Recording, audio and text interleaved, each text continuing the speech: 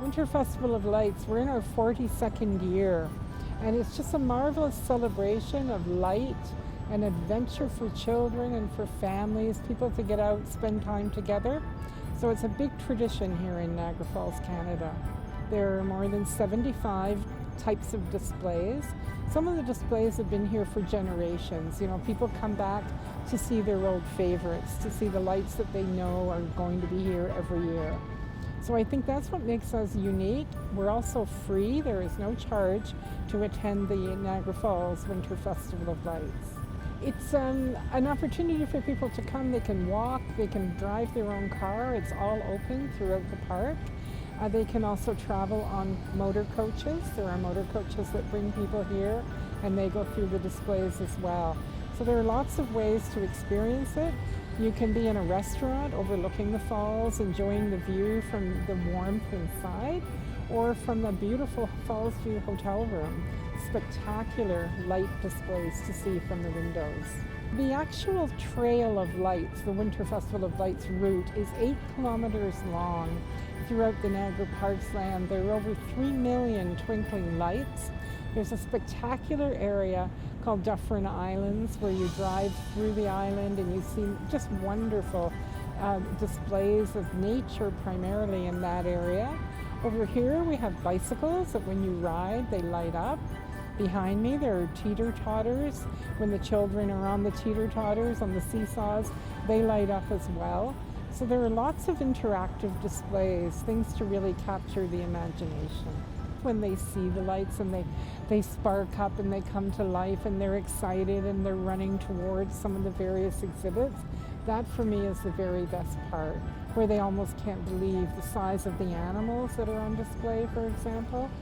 Seeing children experience that for the first time. We just had a lovely story today of a family that have come here every year at this time for the last 3 years.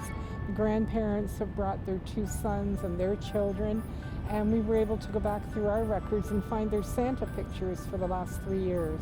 It's just great to see how much fun people have with this festival. The Hot Chocolate Trail is again something that captures the imagination of visitors. We have 26 different stops along the way where you can go and sample hot chocolate. And there are some that have alcohol in them. Those are the ones we call the naughty hot chocolates. And then we have the nice hot chocolates that are the family-oriented that don't have alcohol in them.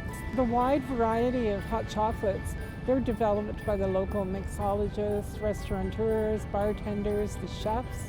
Everyone in the restaurants gets behind the idea and they produce visually creative, beautiful looking hot chocolates, but they taste fantastic.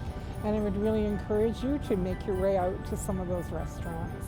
Given that we're such an internationally well-known destination, we have people from all around the world and everyone is celebrating a different type of holiday at a different time. So that means that our destination becomes a dynamic place. There's always someone here celebrating something for their own special reasons. When it gets colder and you're near the falls, you can hear the ice crackle under and the water rushing underneath that thin, thin layer of ice. The falls never ever freeze, but in winter it's a spectacular sight to see the ice formations that are there. But to contrast that, you know, we have the Butterfly Conservatory, we have 3 indoor water parks, so we have the Floral Show House. These are all tropical, we would call them, tropical environments where you can go in and warm up and not feel the effects of the winter at all. It's a place to come for both adult and family entertainment. It's a great place.